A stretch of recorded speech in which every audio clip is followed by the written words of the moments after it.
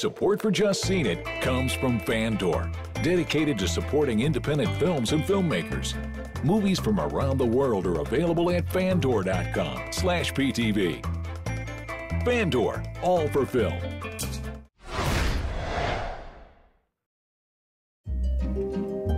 Jo continues the story of her sex addiction. I am a nymphomaniac, and I love my filthy, dirty lust. Seligman listens as her tale becomes increasingly dark. When you buy a tiger, right, you also have to feed it. As she moves from masochism to extortion, she attempts to release her shame. That's perhaps my only sin.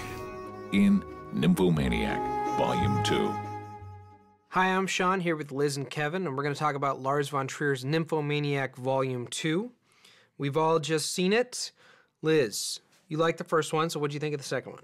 Let me preface this with the fact that I love Lars von Trier, and I will always love Lars von Trier.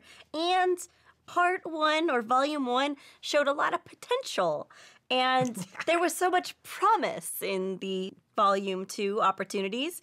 But I was wrong, and Volume 2 is not as good as Volume 1.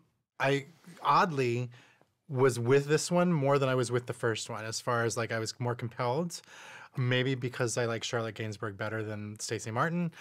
But it is so depressing. And I also didn't know why we were watching it, because they don't really go into her psyche to find out why she's doing the things that she's doing.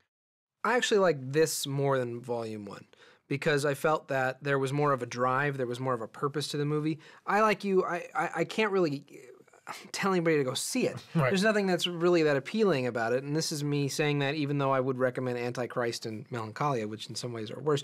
But there are elements of those movies that I think will be attractive to some viewers, whereas this I just feel is just not really giving us a reason to care about what the events are of the movie. It's a slow burn. It's depressing, but it's depressing without a punch. You look at Melancholia, you look at Antichrist, it's like, things are happening that are pretty uncomfortable, but they're compelling and exciting and provocative, and this movie's just like a slow burn into depression.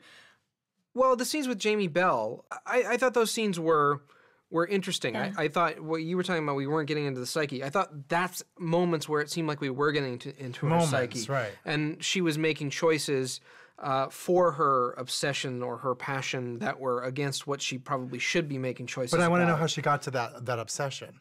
And that's what I never really found out. They would cut to her childhood, but you weren't really learning anything. You just know that she's had these kind of... she had some sort of epiphany or something. Right, when she was like 14. But I want to know, there's clearly an issue because she's, suddenly she doesn't have any feeling down there, and then she's abusing herself. They never resolve that. Right. Happy Christmas, Fido.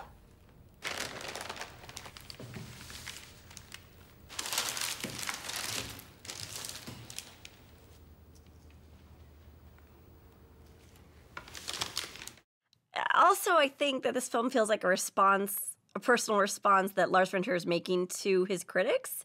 It's almost like, you want to call me a misogynist, I'm going to show you a character who talks about her private parts every 3 seconds, and I'm going to show you close-ups of those private parts every 10 minutes. And it just seemed like, I'm not a misogynist, look at this movie. This movie's all about women.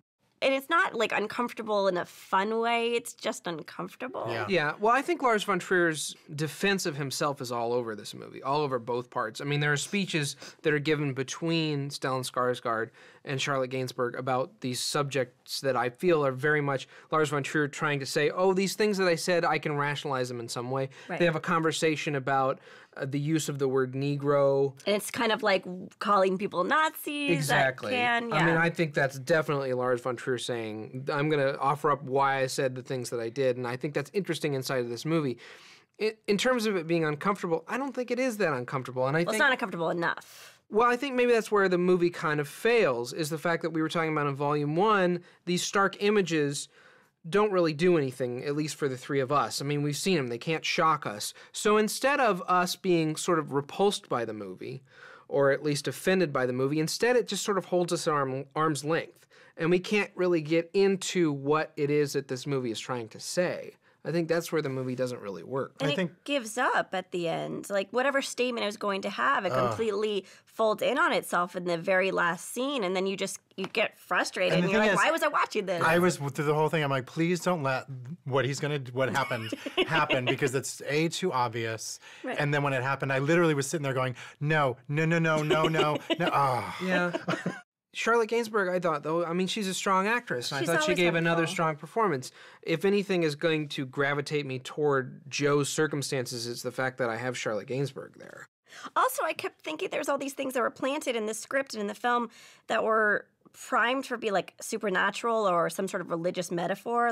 And so I kept thinking there was going to be this really cool supernatural twist to the movie, which Lars von Trier likes to do sometimes. I remember you had I was you had so a theory. excited. Something. And I was waiting. nothing. Nymphomaniac Volume 2 has some great moments, but its appeal is limited and its purpose is difficult to comprehend. So I'm going to have to say stream it. Volume 2 is much darker. It's more interesting, but it doesn't dive deep enough into the psyche of the main character for me to confidently recommend it, so I'm going to say stream it. The second volume just didn't live up to the promise of the first, and I'm going to have to say stream it. Cheers. Cheers. Lars von Trier forever! They're hard to watch. Hard to Some of watch, it, and I but- didn't need to see some of the close-ups for a long time. I was like, okay. Just Seen It is made possible by Adobe and the Adobe Creative Cloud, including Adobe Premiere Pro, Photoshop, and After Effects. More information is available at bit.ly/AdobePTV.